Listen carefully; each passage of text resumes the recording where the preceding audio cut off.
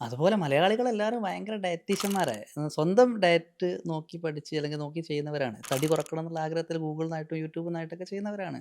അരിഭക്ഷണം പൂർണ്ണമായിട്ടും ഒഴിവാക്കിയെന്ന് അവര് പറയാ. ഉച്ചക്കില്ല, രാത്രിയില്ലാന്ന്. അപ്പൊ രാവിലെ എന്താ കഴിക്കുന്നത് ചോദിക്കുമ്പോ, രാവിലെ ദോശണ്ട്, അല്ലെങ്കിൽ ഈ പത്തിരിയുണ്ട്, ഉത്തപ്പണ്ട്. 100% കാർബ്സ് എന്തായാലും ഒഴിവാക്കാൻ പാടില്ല. അത് ശരി തന്നെയാണ്. അങ്ങനെ ആകുമ്പോൾ ശരീരത്തിനത് കേടാണ്.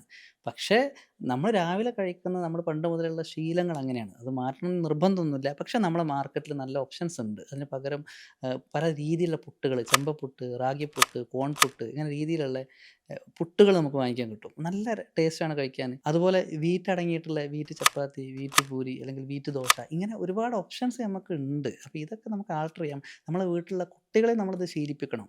ഇങ്ങനെ ഇതൊക്കെ കഴിപ്പിച്ച് എന്നും അരിഭക്ഷണം മാത്രം കൊടുത്ത് ശീലിപ്പിക്കാതെ കാർബ്സ് ആണ് ഇതെങ്കിലും അരിയോളം അത്രയല്ല. എന്നാൽ കുറച്ചും കൂടി ഫൈബേഴ്സ് കൂടുതൽ അടങ്ങിയിട്ടുണ്ട്. നമ്മുടെ ഡൈജഷൻ ആയാലും നമ്മളെ ആരോഗ്യത്തിനാണെങ്കിലും മലബന്ധമാണെങ്കിലും ഒക്കെ ക്ലിയർ ആവാൻ ഈ രീതിയിൽ ഭക്ഷണം കഴിക്കുമ്പോൾ ഒന്നുകൂടി ബെറ്റർ ആയിരിക്കും.